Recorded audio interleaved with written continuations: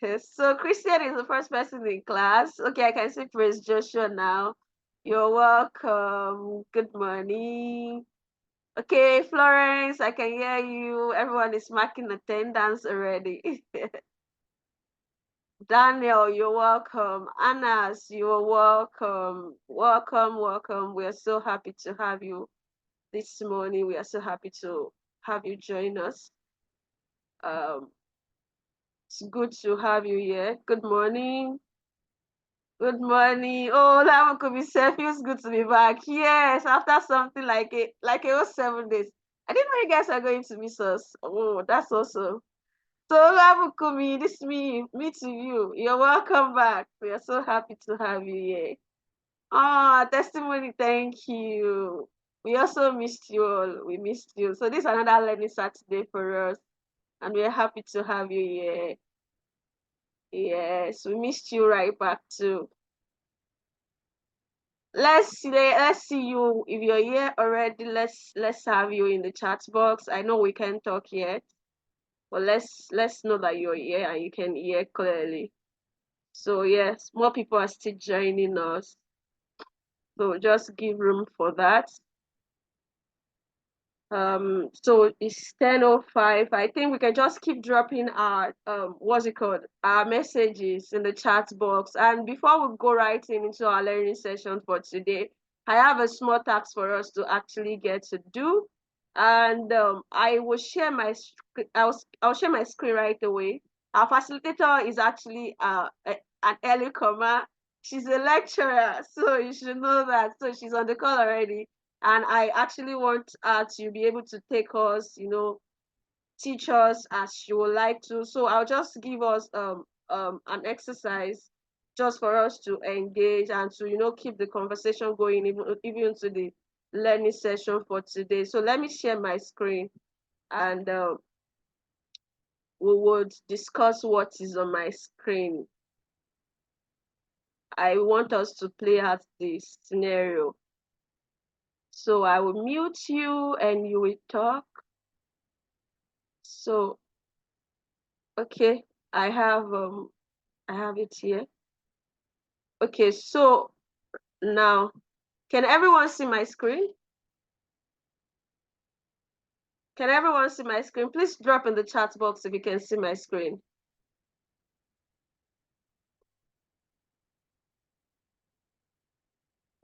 Okay, yes. Okay, so many people said they can see my screen. So I want us to take a few minutes to digest what's on the screen. A scenario is painted here. So a textile company in an area C. Area C can be your environment, can be your area. So whichever way, right? And they release carbon dioxide into the atmosphere. We all learned last week that when Fatima was teaching us, she told us about greenhouse gases, which actually lead to climate change, like the emission of greenhouse gases into the atmosphere, which carbon dioxide is actually one of those gases, into the atmosphere through their daily activities. And recently, one of their vehicles fell and spilled gallons of crude oil into the community. Now, we want to have a role play here, right? Where two students, like two participants in this class, is going to, one person will speak as someone who is from the community, like you paint the scenario to us as someone who is in the community, and then one person will speak as an elected government official. So in the chat box, you can just signify if you want to speak as a community member, right? I mean that this is something that happens in some of our areas, like every now and then. So, and we are talking about global and national climate policy frameworks today. So let's see, we are having conversation between community member and an elected government official. So who wants to represent community member? If you want to be a community member, please just identify. Just say community member in the chat box, and then you'll be unmuted. Okay, Felix. Okay, so elected government official, please. If you want to be elected government official, kindly identify. So nobody wants to be the government. Who will make policy? Okay, Anas will be government. So only our men are talking today. So let me unmute Felix and Anas already. Let me request them to be unmuted. Felix and Anas, where's your name? Okay. I've asked you to unmute, Anas. And where's Felix? Okay, so Anas, are you on?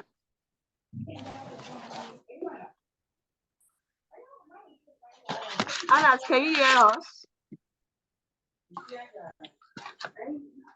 Can you hear us? You are muted, please. Okay. Felix, can you hear us? You've been asked to unmute. Yes. Okay. All right. All right. So shoot, please. So speak as the distressed community member. We want to hear you. This is your community, and you are representing your community. Okay. So should I go on? Yes, please. Okay. So should I report the scenario that happened to the government or show that I'm actually not pleased with the action that Yes, they take? you are making complaints to the government. You are reporting to the government, like this is what is happening in your environment. So how do you feel about it? What do you want to be done? Okay. Okay. Okay. So we need this thing to be fixed because this thing that this crude oil can actually cause uh, it can cause hazard by bush burning and stuff like that. So we actually need this thing to be cleaned up by the government. We need the government to come and take their responsibility because this will actually cause havoc to us because we the masses are at the receiving end. We always get hurt when all these things happen and the government are there. So we call on the government to come to our aid, to come help us clean the crude oil that is in our community so that so to prevent all the effects of to save our climate, to save our community from hazard. All right, thank you so much, Felix. Yeah, this is impromptu, right? You're still the voice of the community. So thank you for that. So I will hand over to Anas now. Can you please talk? I can't see him. Or is there any other person wanting to represent the government in the chat box? Let me check again. We need to have the government's feel. We need someone to also be the elected government official and talk. Okay, Innocent. I can see Innocent. If Anas is not coming up, I can see Innocent. Innocent, where are you? After this, we'll just move on right into the learning session. I'm trying to see Innocent. So, Innocent, can you request to be unmuted? Okay. Oh, we can see Innocent. Okay, so nobody, I guess, since okay, Innocent, I just okay. Oh yeah. Yes, you've been asked to unmute yourself, Innocent, please. You can shoot. Okay, I don't know. Can you all hear me? Yes, we can hear you. Okay, I'm speaking as the government official. Yes, you I'm heard not you happy. heard you heard what Felix has said. He has spoken his mind about what is happening, and they said they need you to come and take your responsibility. They need you to come and act. This is your work. So what do you want to say as elected government official? How do you Okay, respond to him? first, I want to appreciate the community for bringing this to the notice of the government. And I must tell you, it is our responsibility as the government to make sure that our atmosphere and our environment are properly kept. Then the company, company, the textile company in area C will be sanctioned seriously for this, because they shouldn't come to our communities and mess up our communities by flaring gases in our atmosphere and spilling oils unmitigated. So as a government, we would make sure that we go at the extreme length to enforce that this company cleans up the environment and reduces their gas emission. And by doing so, we would enact laws that will restrict the amount of gases that can be flared in the atmosphere, and also ensure that the the textile company will use a better means of transportation to avoid reoccurrence of this incident. I think this will do. What position do you want to vie for, Innocent? All right, thank you so much. Thank you so much. I hope we actually get all of this scenario we are kind of trying to paint to us. I mean, these are things that happen in our community every now and then. And today, Dr. Shakirat is actually coming to talk to us about both national and also international climate policy frameworks. Like, let's even get to know what are those policies, right, that are related to climate. How can we even know? Do you understand what the government has set also in motion to actually help us in mitigating all of these effects of climate change that we've actually spoken about last week? And heading on right away, I will introduce our facilitator for today, Dr. Shakirat. And Dr. Shakirat Ibrahim is a seasoned agricultural and food economics expert with over 10 years of progressive teaching and research experience, applying sound knowledge of economic theories, research method, econometrics methodologies, and data analytic skills to research issues relating to climate change, food systems, and agricultural households welfare in Nigeria.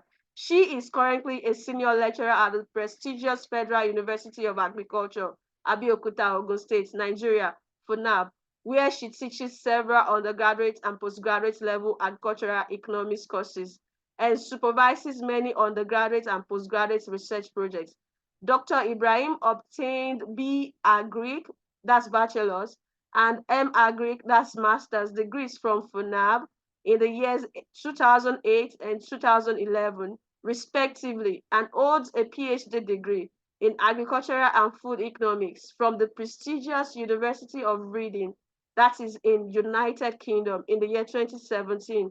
Our research efforts focus on contributing towards achieving sustainable development goals 1, 2, 3, and 13, which is climate action. So that is no poverty, zero hunger, good health and well-being, then climate action.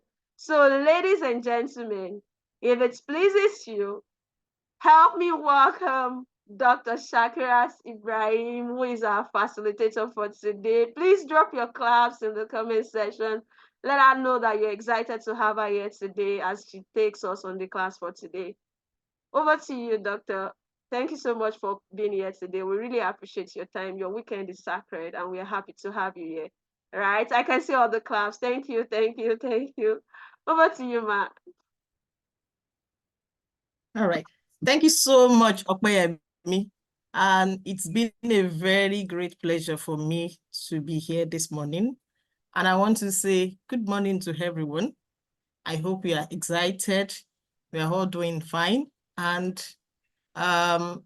let's dive into the lecture. Let's look at some of the policies, global and local policies that we have in place to deal with the issues of climate change. This morning, I'll be talking about a review of global and, just a minute, let me share my slide.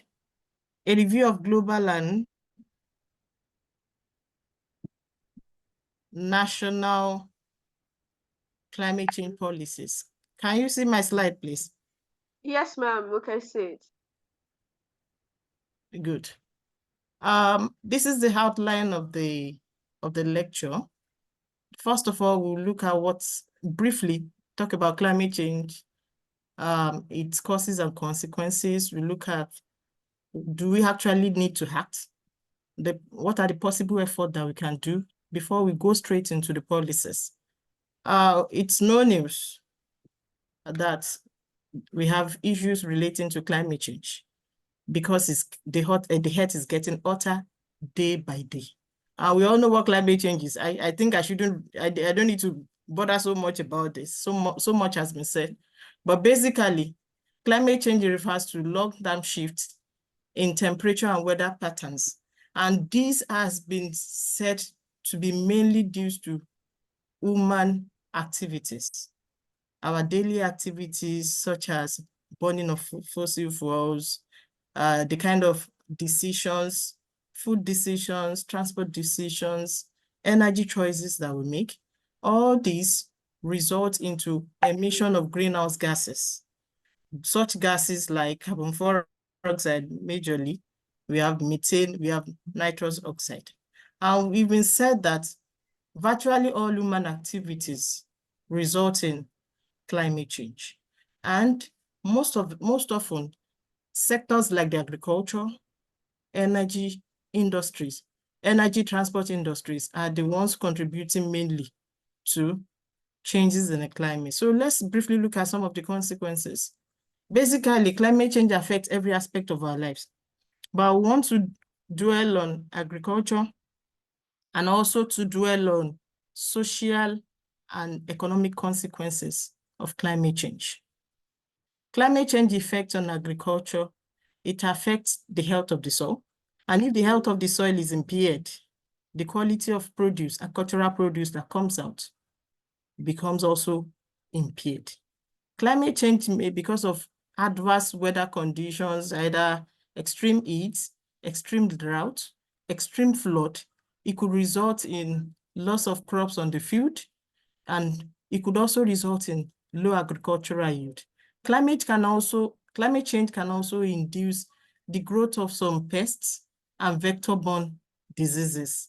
And overall, with issues relating to climate change, agricultural output in terms of the quantity and quality of agricultural crops that are harvested from the farm becomes reduced, therefore resulting in reduced food supply to the market.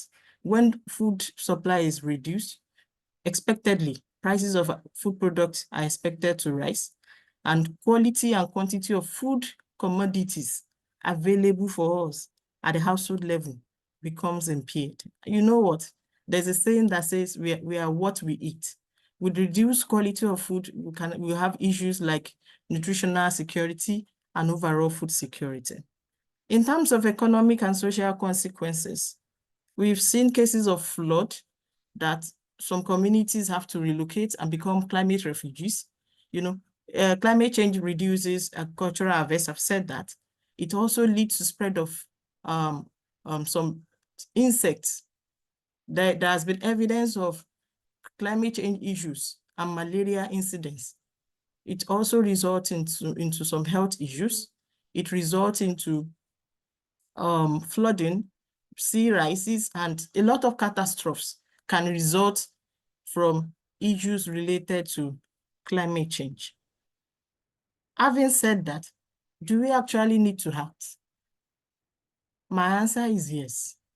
We already identified and recognized that the Earth's temperature is changing, and according to global scientists represented by the Intergovernmental Panel on Climate Change, evidence has shown that the Earth's temperature has already risen more than 1 degree Celsius. As we had now, the temperature has risen more than 1 degree Celsius and has caused a lot of damage to the natural environment and economic livelihoods. And we've been made to understand that there is need for immediate and concerted action. Because if we don't do anything, things are going to get worse. So the rise in Earth temperature, scientific evidence has also indicated that as the Earth temperature rises above 1.5 degrees Celsius, if we allow it to get to that level, we may not be able to make any changes to the issues we have regarding climate change.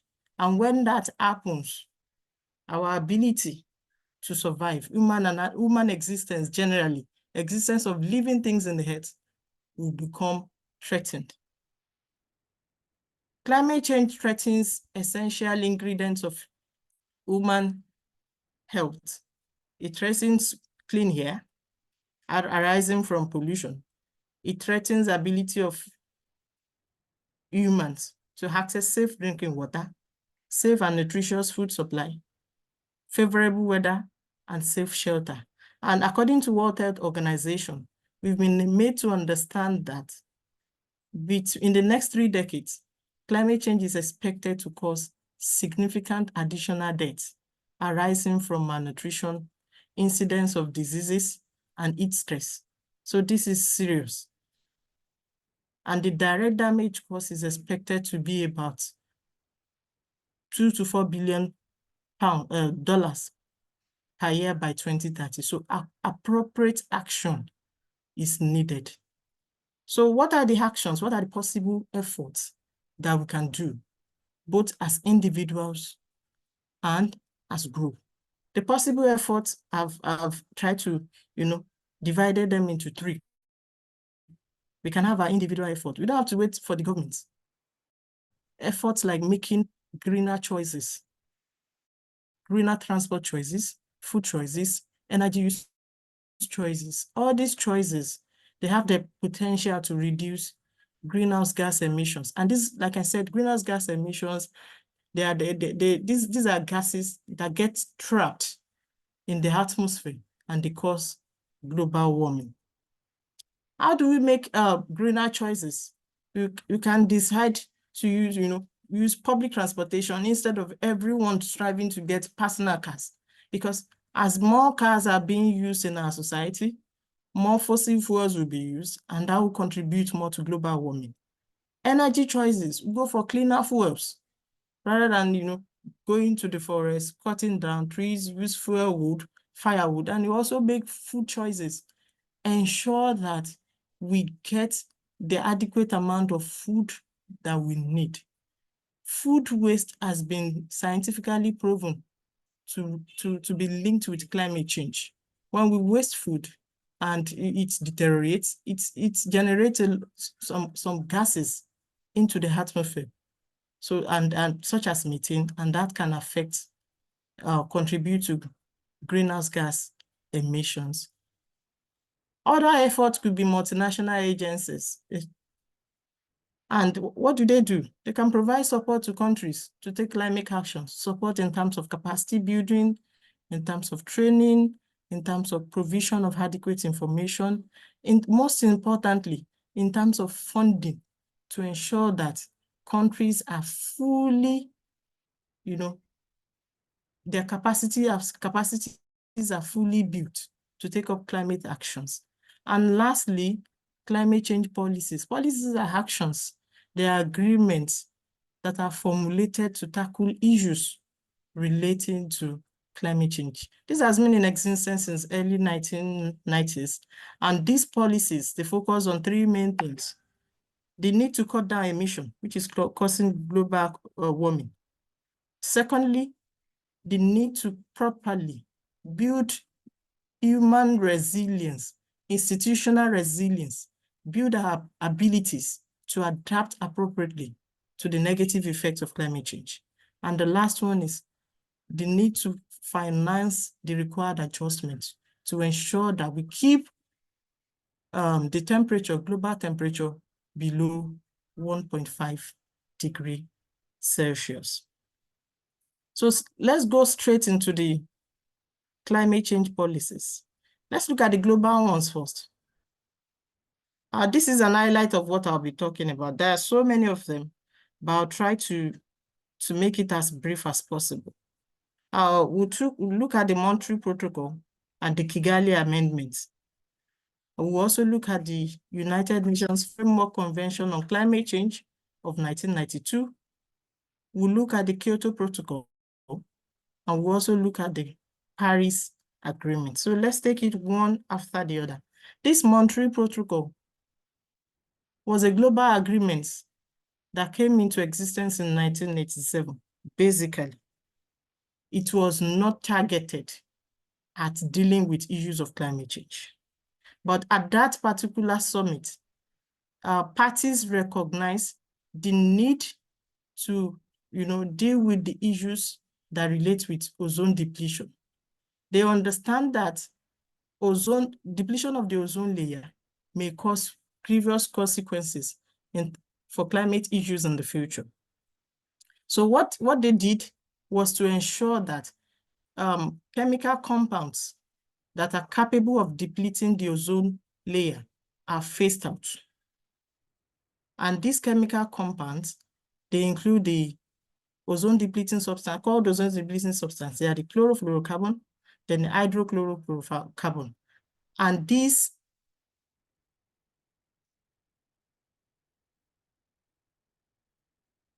hydrofluorochlorocarbon.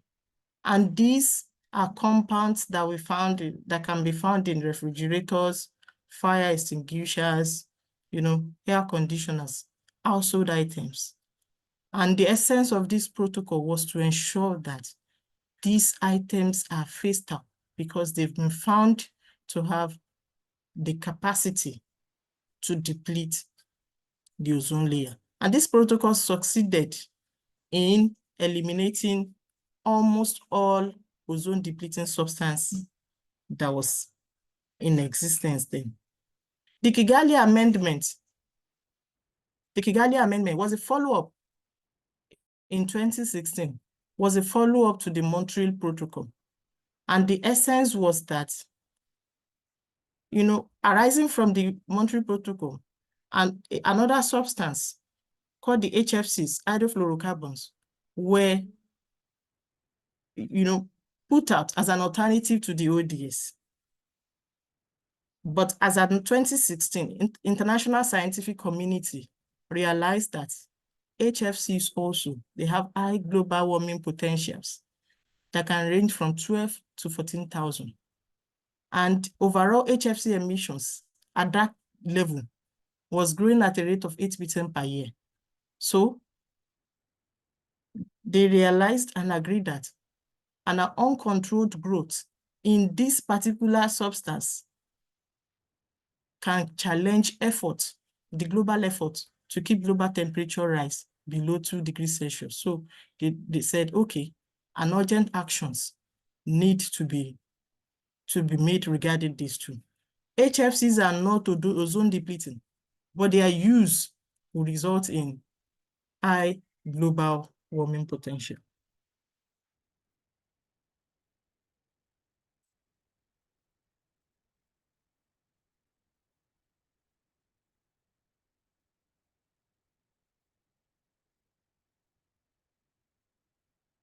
So the next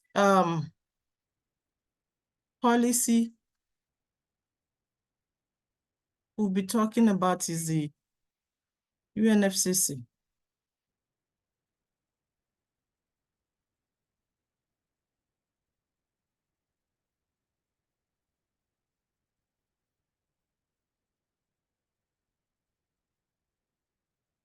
Sorry, okay.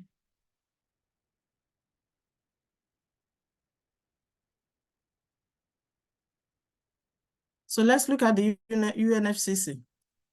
This is the United Nations Framework Convention on Climate Change.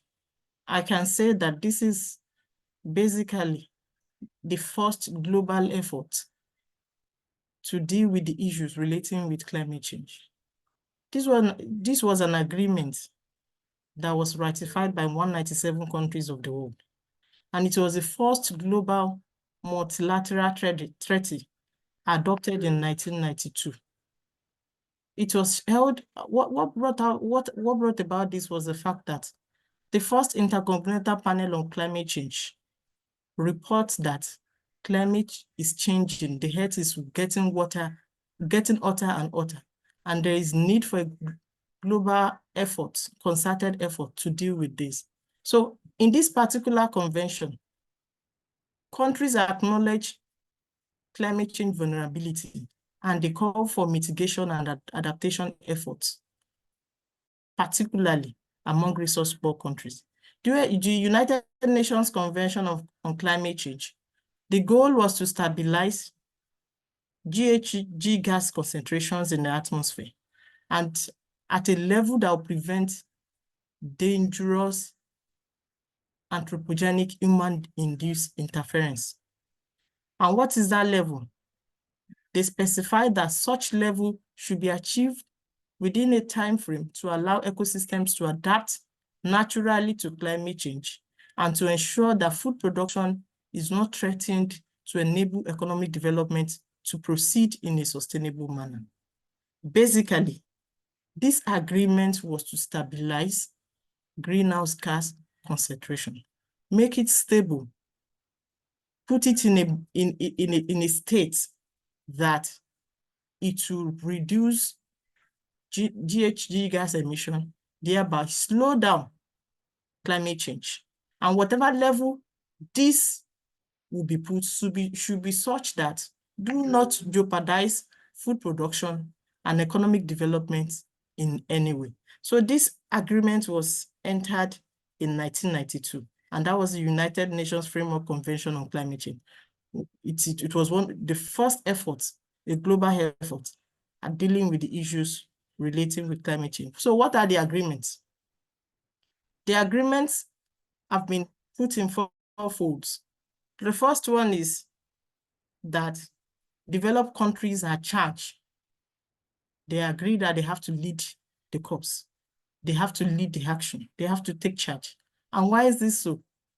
There was a realization that most of the GHG emissions usually are from the developed economies due to their high economic status, high income level, and things like that. So they are expected to act more and cut down their emissions to 1990 levels by the year 2000. And the second thing that was agreed on was the funding. These industrialized nations are expected to support climate change activities in developing countries by providing financial support for action on climate change through a system of grants and so on, which should be managed by the convention and the Global Environmental Facility. So the third agreement was technology sharing. Advanced countries agreed to share their technologies with the developing ones. Technologies named the greenhouse gas reducing climate technologies, such as renewable energy, such as wind energy, solar, hydropower, and so on. Climate adaptation technologies in terms of the cultivation of drought-resistant crops, early warning climate systems, and so on. And in fact, even soft technologies, such as energy efficient practices and training for using equipment are agreed upon to be provided by advanced countries. And the fourth agreement was progress updates. Developed countries must report their climate change policies, the measures, and everything they are doing in terms of the earlier agreements on a regular basis to the convention. So in order to address climate change and adapt to its impact. So that was the agreement, the first global agreement that was held on climate change. So let's look at the next one, the Kyoto Protocol. The Kyoto Protocol followed the United Nations Framework Convention of Climate Change, and it involved 192 parties. This particular protocol was meant to operationalize the UNFCCC agreement by committing industrial economies into action to reduce and limit their GHG emissions in accordance with individual agreed targets. The UNFCCC was an agreement. The Kyoto Protocol was more of a legal, a document that commits them as to what to do and what the exact things the industrialized nations are expected to do. These are the strategies. This protocol sets binding emissions for industrialized nations, and the binding emission targets must be met through their national measures. Each country is expected to come up with a measure, a strategy on how they are going to cut down their GHG emissions. And overall, their target must add up to an average of 5% emission reduction. Each country must ensure a 5% emission reduction compared to the 1990 levels over the 5-year period. There's this let's say assessment period, and the assessment period is five years. So they are meant to report their activities, their actions in 5 years. So the target that industrialized nations are given is a 5% reduction in their GHG emissions. And the last thing was to encourage GHG reduction from most effective regions, such as the developing world, by replacing environmentally unfriendly technologies with newer, cleaner infrastructure and systems. So Kyoto Protocol is a step ahead to the UNFCCC, and that was, the protocols were meant to commit industrialized nations to actions based on the agreement they've reached in the United Nations Framework Convention on Climate Change.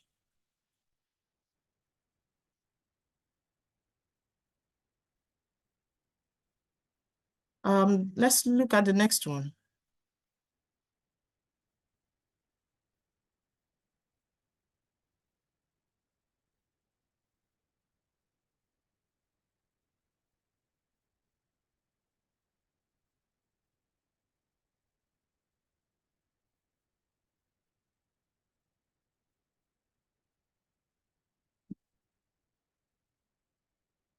Sorry, I think I'm having some issues. Okay.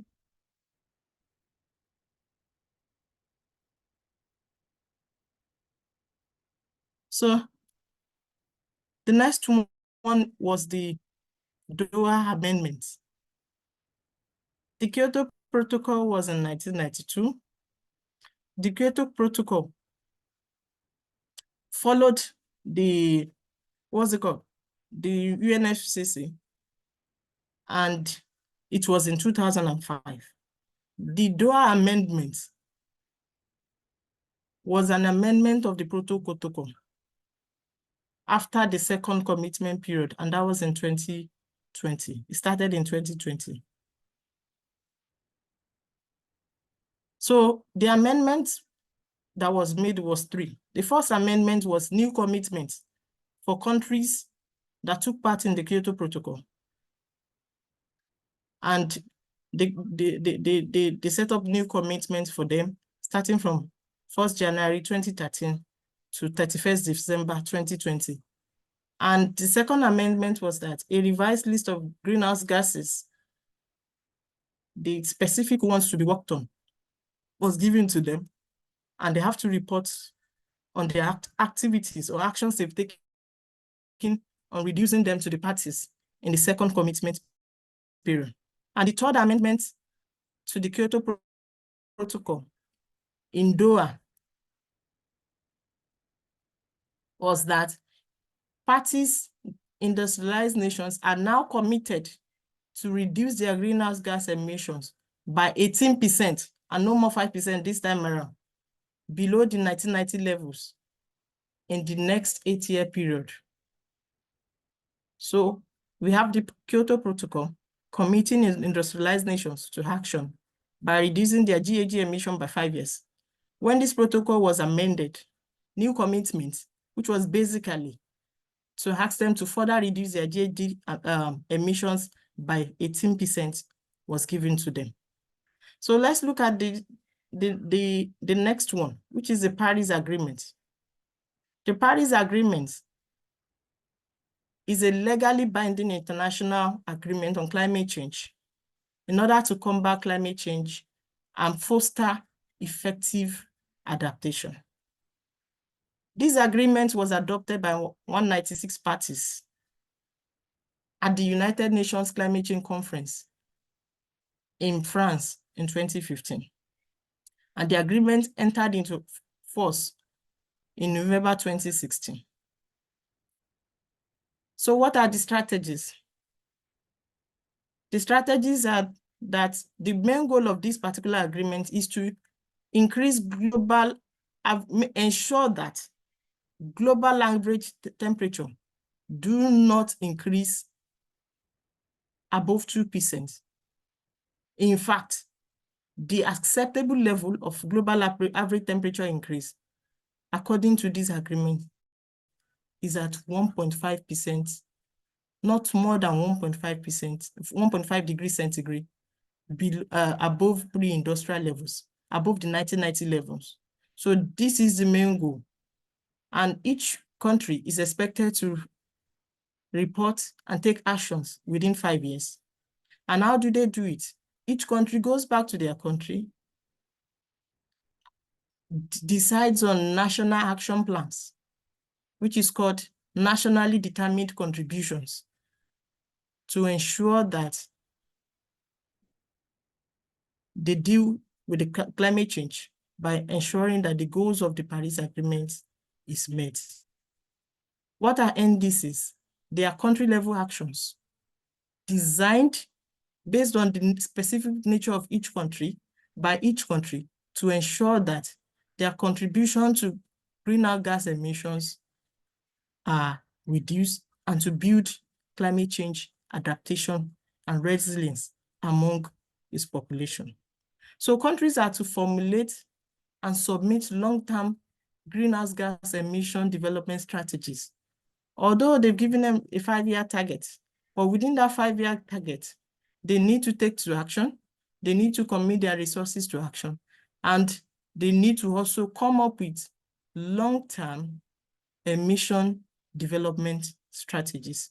And these emission development strategies provides a direction for future development on Paris Agreement. So Paris Agreement is more like a legally binding agreement on all countries, compared to the Kyoto Protocol that only charge industrialized nations with the responsibility of ensuring that their contribution, they reduce their greenhouse gas emissions.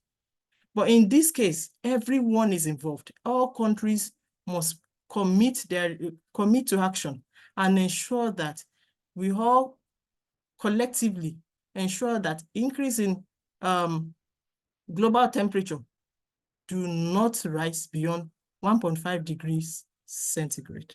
So this agreement was made in 2015, and this is the Paris Agreement. So what is the framework, support framework for the Paris Agreement? The support framework for the Paris Agreement is in threefold.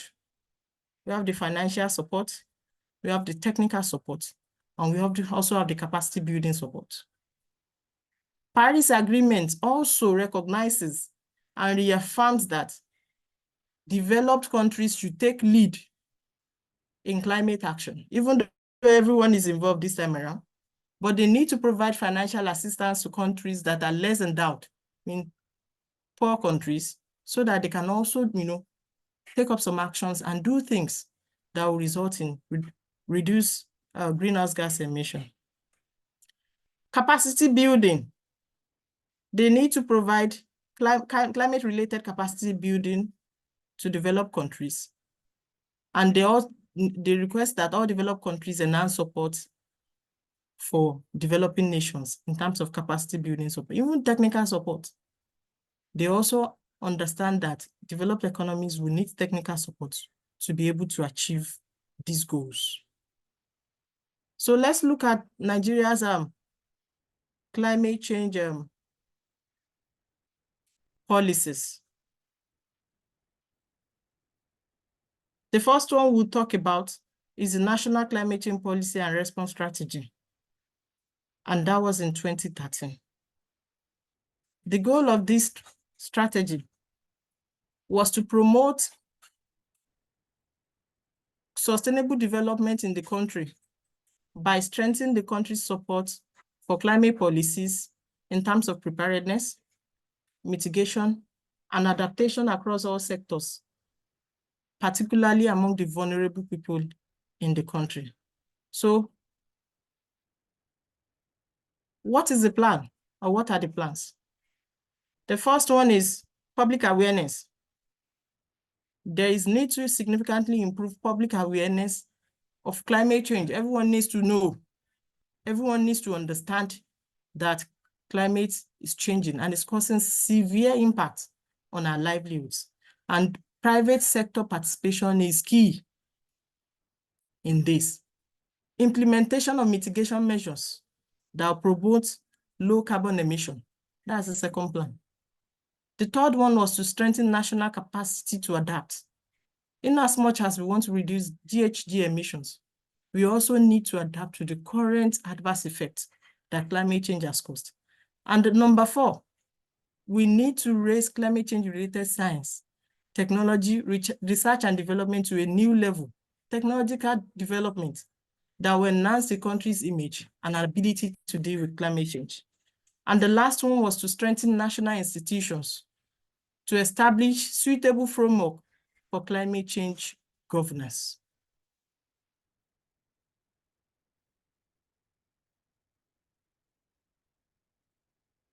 The strategies.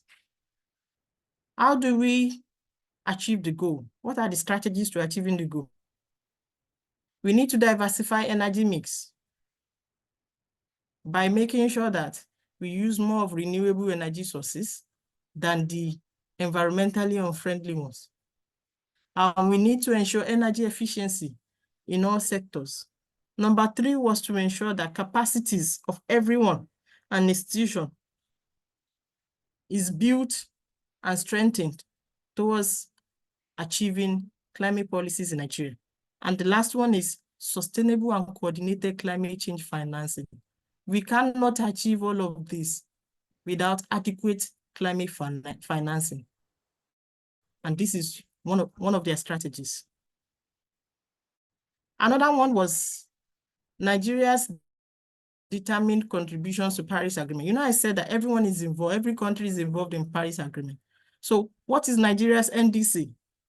So Nigeria government sets some goals, and the goal is to reduce global warming, global temperature below 2 degrees Celsius and restrict it to 1.5 degrees Celsius, just in line with the Paris Agreement. And to also reduce GHG emissions that contribute to climate change and also make preparation for its effects. Let's look at the action plans. How do we plan to achieve this?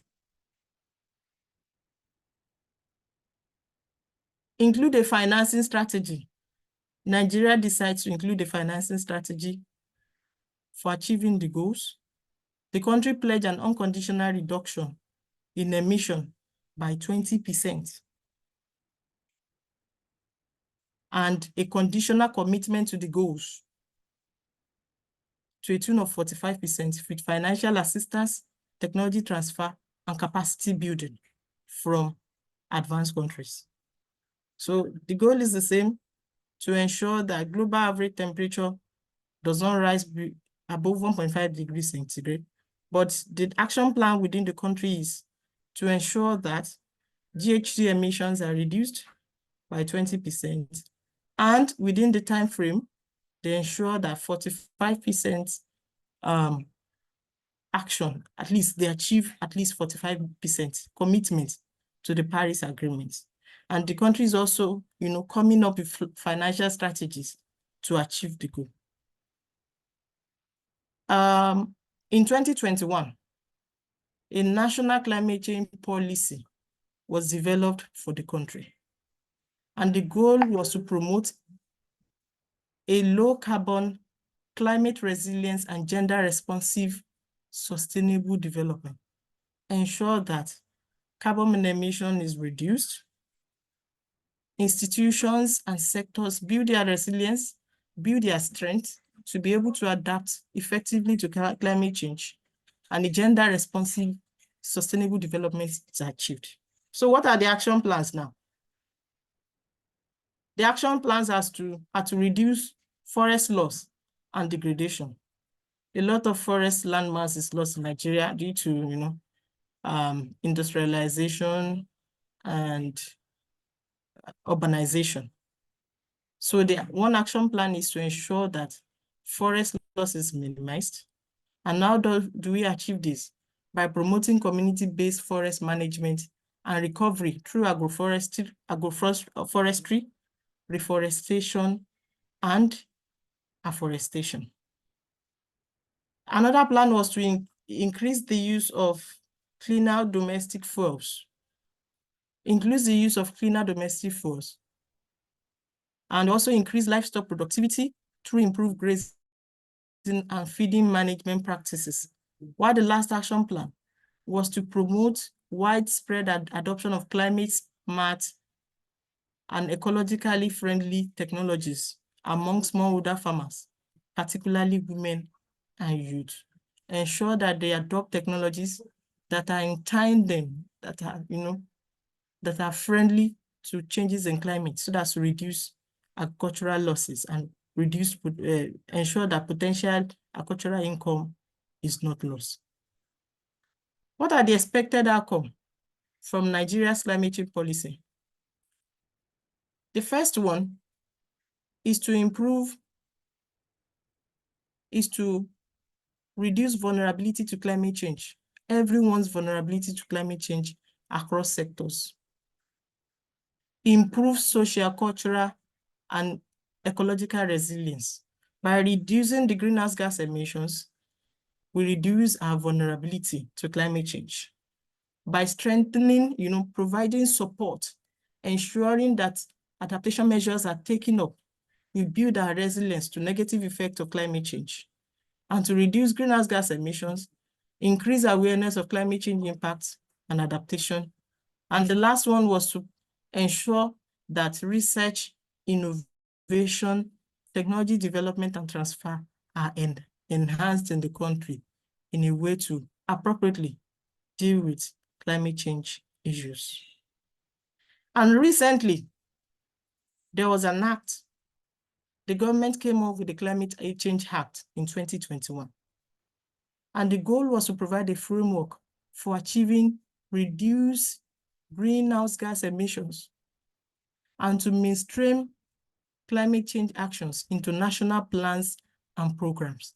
Ensure that climate change actions take a good place in national plans and programs. What are the action plans? To cover a 5-year monitoring period, with the first plan expected to be produced no later than 12 months from the commitment of the Act.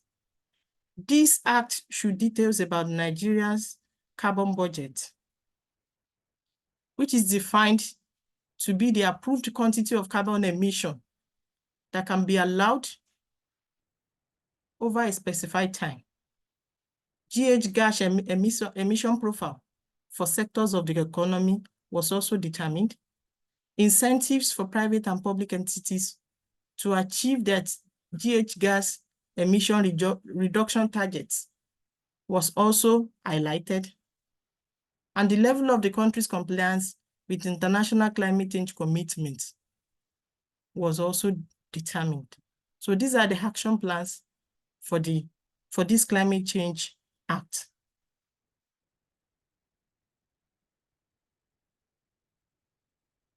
So let's look at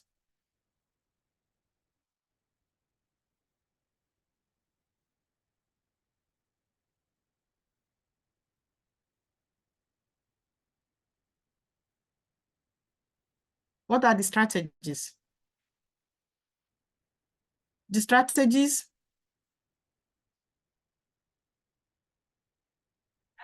includes the following. The Act provides that the National Council on Climate Change, this was established arising from the Act, and they are charged with the responsibility to make policies and decisions regarding all climate change matters in the country. And the Act also provides that this National Council on Climate Change would collaborate with FIRS, which is the Federal Inland Revenue Service, to develop a mechanism for carbon tax in Nigeria, just a way to generate revenue through carbon tax. The proceeds from carbon tax, as well as emission trading, among other sources of fund, will be used to fund climate change action plans. The carbon tax is more like a tax levied on companies on carbon emission, to put a cap on their carbon emissions, such that if they emit more carbon than they are expected to, they pay tax to the government. And this tax, the revenue generated from this tax is expected to use in financing climate change actions. So basically, what are the general shortcomings of the national climate change policies? General shortcomings of the national climate change policies. The first one was that these policies focus mainly on GHG gas emission reduction. So a review of these policies indicate that it focused mainly on reducing greenhouse gases emission in the country, and it focuses less on adaptation.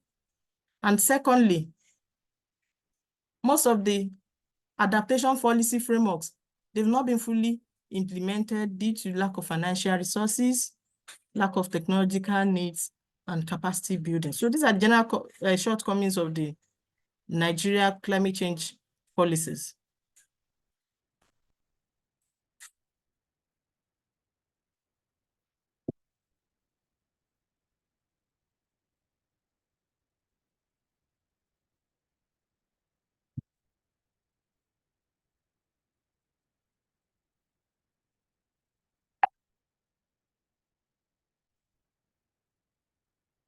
So let's look at progress tracking. Let's look at progress tracking. With the Paris Agreement, which is more like the latest legally binding agreement, countries have been able to establish enhanced transparency framework due to the reporting mechanism. So they have to report on the actions taken, the progress achieved in mitigation, in adaptation, in support provided, particularly among the developed economies. So this is a progress. Then the information gathered through the enhanced transparency framework provides a good basis for global stocktake at the global level, so that a proper assessment can be made as to whether the world is making progress regarding dealing with issues of climate change. Even climate policies have also resulted in low carbon solution and new markets, such that more and more countries and companies are establishing carbon neutrality targets, carbon solutions, greener choices are being made. Greener choices, more environmentally friendly choices have been made in the power and transport sectors. So these are some of the progress that has been achieved so far.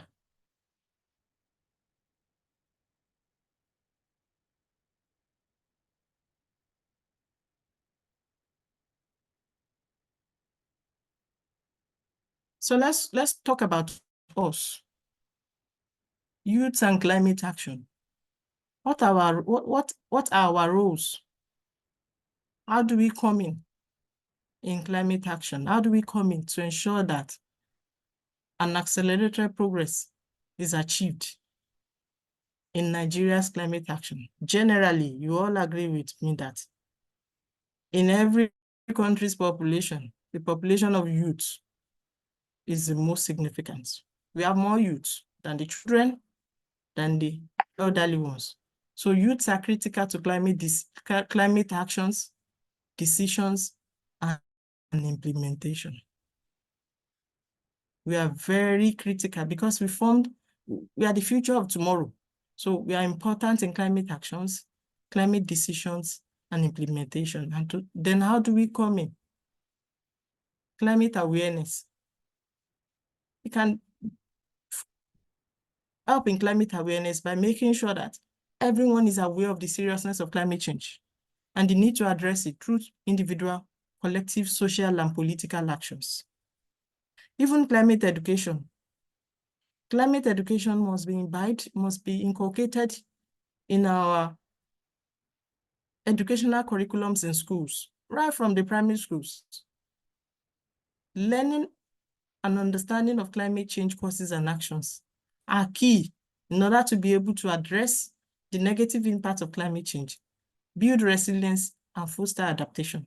Everyone should be aware. Everyone should be well educated about what climate change is. Even the market woman, the woman selling things in the market, people in the rural areas should be well educated and aware of climate change issues. There should be youth engagement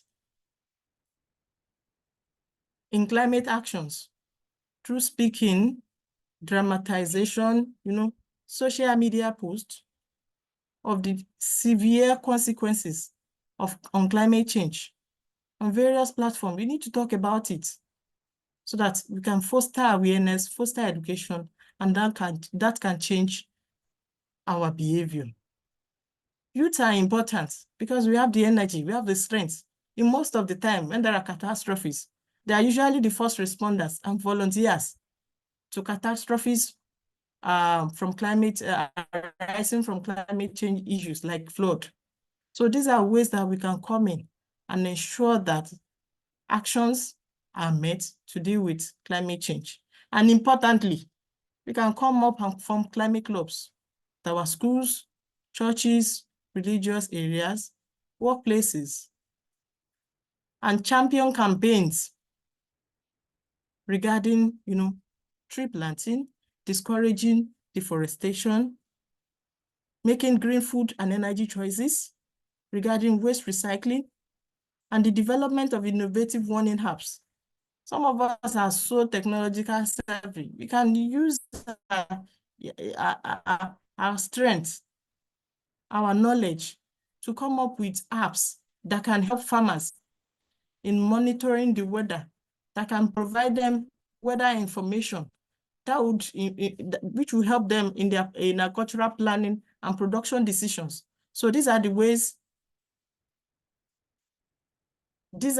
in which youth can come in and ensure that climate actions are easily implemented. What are the further actions and commitments that we need to ensure that Nigeria's climate change policy action plans are achieved? Effective education and awareness, like I said, will create better climate policies and actions. And this will lead to social changes that support climate justice. When everyone is aware of climate change issues, everyone is aware, then we can all be involved. You only get involved in what you are aware of, and that results in climate justice, ensuring that everyone's participation is important in climate actions. Public participation too, making sure everyone, including the children and young people, have a voice in climate decisions that affect them. It shouldn't just be the government or the government officials. That should be representative of the public in decision-making, which can allow everyone to demand action to address climate change. And on a global level, more commitment. There should be more commitment by the parties to massively increase the achievement of the goals. They need to commit their resources more to the actions so that they can achieve the goals of the Paris Agreement. Countries also need to set more ambitious plans to address climate change, even if it means taking it bit by bit in terms of greenhouse gas emission reduction in the first, let's say, 1 year, 2 years, rather than trying to reduce it massively at a go, so that we can achieve accelerated progress in the Paris Agreement. And there is need to strengthen climate funding and capacity building, particularly among the resource-poor economies, to achieve climate policy goals. Thank you so much for listening. Thank you for your time. Wow, wow, wow, wow. This is so amazing. Like, I love lecturers. I mean, you were so detailed, and I'm not going to lie to you. Like, messages have actually been coming also in our DM requesting if they can have access to the slides. Like, some people, one person said he's organizing a climate advocacy program, and there are certain information on the slides that he actually saw that would be very, very helpful. So, Dr. Shakira, I wouldn't mind. Is it possible for us to also share the slides with the participants of the boot camp? Would that be possible? Absolutely fine. Yeah, if even me that is moderating the session, like I would see, I would love to have the document. Like it's so detailed and simplified, like for anyone to easily be able to have understanding of legal frameworks that relates to climate or landscape, both internationally and even on Nigeria basis. And I love the aspects where you also spoke about the progress, and also what are the gaps. It's very interesting. Thank you so much, Ma. We really appreciate your time. And I think we'll just go over to the question. If anybody is like me, can you please drop comments in this chat box? Yes, very insightful. Yes, so we'll just go straight away to the question. There are some questions in the chat box. I will read them out. So we'll go to Okay. that first, yes, because since they were the first set of people to ask the question. So one person asked that, how does Nigeria calculate its emission level given the size of the informal economy? That's one question. How does Nigeria calculate its emission levels given the size of the informal economy? That's from Chiugo Agachi. I hope I called that name well. You spoke about something related to that. How are they calculating it to make sure that, all of this policy is actually adhered to? So how do we calculate that? All right. Thank you so much. Let me take that. Based on the Climate Change Act of 2021, the act works with who are those affected by the act, let's say, which are private organizations, industries, companies, operating within the system. Before the session started, there was a question on one company spilling oil and so on. So we know that the country is, tends to have a lot of informal sectors. But for now, the focus is on the formal sector, the companies. They actually know, they work with experts. In fact, part of the act is that every company must have an environmental protection expert. They must have an environmental protection department where they can estimate based on their production activity or whatever activities they do. The amount is an estimate, the amount of carbon they are possibly going to emit. So with that kind of estimate, so the government has come up with different targets for different sectors in order to be able to monitor if a particular company or organization is operating beyond the acceptable emission targets. And based on that, they have to pay a carbon tax, which is a form of revenue for the government. So for now, the country is progressing by looking at the production sector, the activities will relate to what? Greenhouse gas emission. Oh, all right, Ma. Thank you so much for I that. hope I've been able to answer that question. Yeah, Chiogo, I hope you got that right. And so the next question from Fidelis, his question is, most of this problem cannot be solved with the high level of employment and poverty in the developing countries every day, because most people are looking for their daily bread without putting climate change into consideration. How are we planning to overcome that? That's the question. Did you get Okay, that, I Ma? think the person is trying to say, yes, the high level of unemployment, Yes, not and employment. people are looking for daily bread, so they are not really putting climate change on top of I their understand now. mind. Now is more of survivor. Just for me Yes. to survive. What is climate change? I understand sincerely. But the truth is that we will get there. The government is working assiduously hard to ensure that the economic situation of the country is restored. You know, to ensure that unemployment rate is brought down to the barest minimum, the inflation rate is controlled, and we can collectively deal with the issues of climate change. I understand. However, in one of my presentation slides, I said efforts that can be made at our individual levels, Yes. whether we are employed or not. We can still make some individual efforts by ensuring that, you know, we do things that are environmentally friendly. There are some of our activities that are contributing to GHG emission. For instance, a 26-year-old guy, employable, but still looking for gainful employment, and stays with his parents who are so comfortable. They've got like 3 cars in the house. And the guy has to go to the nearest mall within their vicinity to get some grocery. He could as well take a public transport or trek, but because there are cars in the house, well-fueled, he decides to drive to the mall. That is also contributing to GHG emissions. These are the choices, whether we are currently employed or not, that we can take. They may appear small and little, but to me, they are significant. I hope I've answered that question. All right.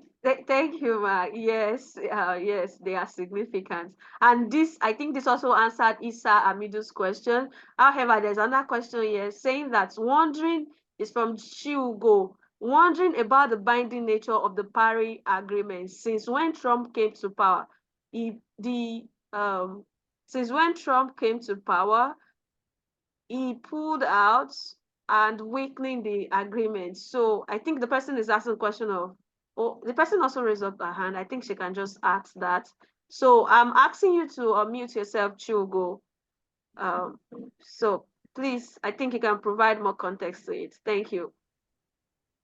Thank you so much for the organization of this boot camp. And thank you so much, Doctor. Your presentation has been really rich and really informative.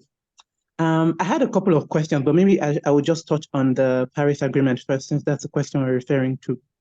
The 2015 Paris Agreement, although at the time of signing, a lot of countries, I think over 150 countries agreed on this. But then I'm wondering about the uncertainty of politics, where we saw the example of the US, when there was a change in government and Trump came in, he not only pulled the US out, and that's one of the biggest polluters and one of the biggest democracies in the world, pulled the US out of this agreement, weakening it where other countries started questioning whether they should pull out as well. So I'm wondering about how binding this is. And even on that, you mentioned the nationally determined contributions. Now, these are amazing that countries are making these commitments, but we've not really seen any country live up to those nationally determined contributions. And then maybe a small question, since I have the floor, is why has the focus of all these climate agreements been on climate adaptation mostly and not on mitigation? Thank you so much for the opportunity. Looking forward to your responses. Thank you. All right, thank you so much for the questions. And I think I'll say I appreciate the question. Well, when ex-President Trump came into power in the US, he pulled out of the agreements. And you rightly said something. US is one of the greatest emitters of the greenhouse gases. But I want to also let you know that President Joe Biden has pulled him back into the agreement. You can verify that.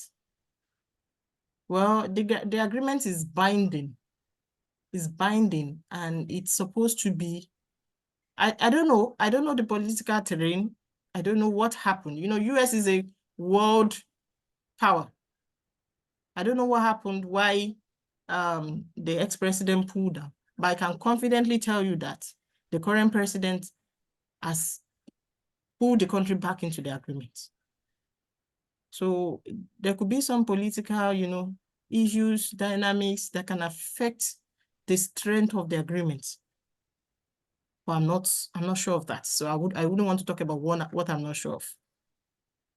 That is that regarding that. And the second question was on why are these action plans focusing on adaptation and not mitigation? Is that the second question?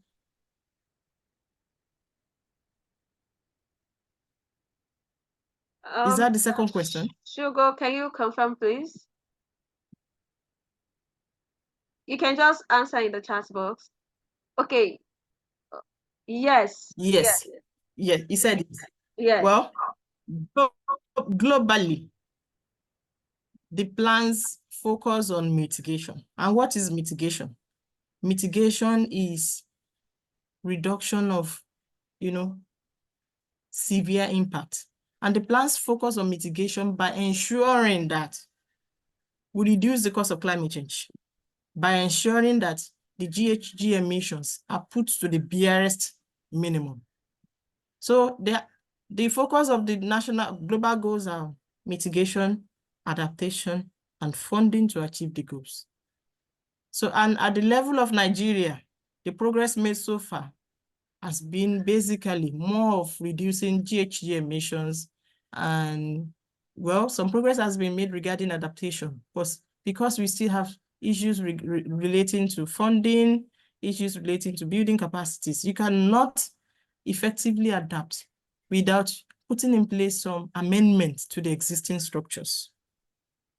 Is that okay? So adaptation requires funding. And that is where the government has come up with an approach to ensure that we can inwardly generate some funds for the climate actions and not wait for the advanced countries to give us grants to implement our actions. All right. Thank you so much, Doctor. Shogo, did that answer your question? So that we can ask the next. Did that answer your question? Or I would take that as a yes. All right. So the next question here is from Timothy Ayelagbe. He said, what are the mechanisms for monitoring and verifying progress of countries towards their emission reduction targets in the Paris Agreement? What are the mechanisms for monitoring and verifying progress of countries towards their emission reduction targets in the Paris Agreement? Did you get that, Ma? Well, yes, I do. Okay. The Paris Agreement requires countries to give in a detailed report of their actions, a detailed report of the strategies, and a detailed report of their achievements. And I think with that, the actions, the strategies, and the achievements, before you said, oh, I want to do this, the goal is to do this. And if I need to, okay, I need to have a degree. And if I need to have a degree, I need to have an admission into the university, study a course. I need to have a degree and have a second class, upper class of degree. That is the goal. And for you to be able to do that, you need to put in place some strategies. Get admitted into a university, study a particular course, make sure your grades are good. And eventually, you have a report. These are my goals. These are the strategies I've put in place. And these are the things I've achieved. The achievements must be detailed enough to ensure they have to be open enough to say, okay, I've done this. This is my transcript. And the transcript says that these are my grades. And this is the eventual class of degree I came out with from the university. So each country should have a transparent reporting framework. Not that we are going to do this, we have done that. It is a reporting framework, a detailed report that specifies what has been achieved in the last action 5 years. So, and I think based on that, not just submitting the report has to be assessed by the Paris Agreement in order to, in order to consider it while dealing with, or let's say assessing this global stocktake of the achievement or progress achieved over time. So every country, they have a framework for reporting the goals, the strategies, and the achievements. Thank you so much, Ma. So we'll just, because you're supposed to end the session by 11:30, we'll take one more question from the participants. I will mute the person now. Erase, are you there? So one more question, erase, and then we'll call it a day for this first session because we have another session in the afternoon. Over to you, erase. Yeah, good day, everyone. Thank you very much, Dr. Ibrahim, for this well-detailed presentation. My question would be more of like a burden or a concern, and perhaps there will be an answer to it. So it's concerning the last COP28 that happened in Dubai last year, and there were discussions and arguments that came up as a result of the large number of delegates that went to Dubai from Nigeria. We had about 1,411 delegates from Nigeria. And there were discussions that majority of them had no interest or had no knowledge about climate issues. Talk more of going there to address, to raise policies that would help climate issues. So my concern is, how do we go further? If things like this, if institutions like this come up and the people representing our countries have no prior knowledge or information about what they're going there to do, what's our way forward as a country? What can we do? How mine is that situations like this, I believe the government are supposed to have more like trainings for people that should represent our country, not just us going there. And the only thing we could say that is that we came third in the number of delegates. We're actually dragging with China.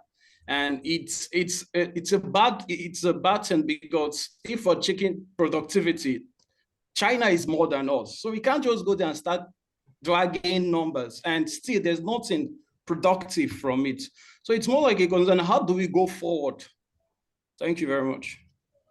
Thank you so much for that All right. question, Iris. Yeah, over to you, Doctor. Iris, that's sincerely, that's a very, it's a funny one, and it's a pathetic one as well. Well, when a country is being represented at an international summit that is not just a social gathering, but a professional summit looking at an issue of a global relevance, issue that borders directly on our existence. Yeah. And for a country that has a well-established Federal Ministry of Environment, for a country with a well-established Department of Climate Change, for a country with a well-established climate policy framework and committees, I would have expected putting the right peg in the right hole, bringing up delegates who are experts, who are people dealing with these issues, working with this terrain. Because for you to attend a summit like that, you should say something about what you are doing, where we stand, what our challenges at an international level. Now we're struggling with the issue of climate funding. This is not just a political affair, but unfortunately, most things are politicized in Nigeria. It's like misplacement of priority. It's very pathetic. But I think my advice would be not just selecting. Let's put our best feet forward when attending summits like this, so that we can, have people who represent us well, adequate professional representation that can talk about issues that borders our progress affecting us, so that we can collectively and effectively tackle the issues relating to climate change in Nigeria. That's my response. Thank you so much, Dr. Irene. I hope that answers your question. All right. Thank you so much. And all right. Yes. Thank you so much. Thank you so much for raising that. Actually, me too. It's a concern for me, right? Thank you for raising that. Doctor, so what will be your last word for us today as we wrap up? Your final closing words. Yeah. Well, as a wrap up, I'm going to say that climate change is real, whether we accept or not, and is affecting us in every aspect of our life. Particularly, climate change affects our health, and whatever affects our health would eventually affect our existence. Whatever affects our livelihood affects our existence. So dealing with climate change issue is a collective responsibility of everyone, whether you are a male or a female, a young person, an aged population, uneducated, regardless of the class in the society. We have to act, and the action should not be tomorrow. We have to begin action now. We do not have to wait for the government. Individual level, there are lots we can do by making sure we make the right choices. Community levels, when we go for our community meetings, there are lots we can do to ensure that our environment is protected. Lots we can do in terms of, even waste management within the community, environmental protection within, these are things we can do. We do not have to wait for the government.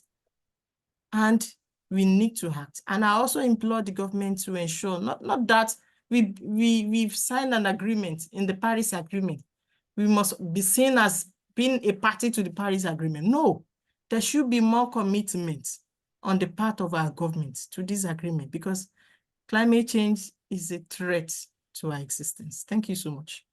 Thank you so much, Doctor. Thank you. It's a pleasure having you here. We are so grateful for your participation in this boot camp, and we are grateful for having you. Please let's drop thanks, appreciation for Doctor in the chat box. And as we wrap up this session, right, the post-learning session survey will be shared at the end of the second class, so we can just go and have our 30 minutes break while we'll come back by 12 p.m. Thank you for joining the learning session. Bye, everyone. Bye.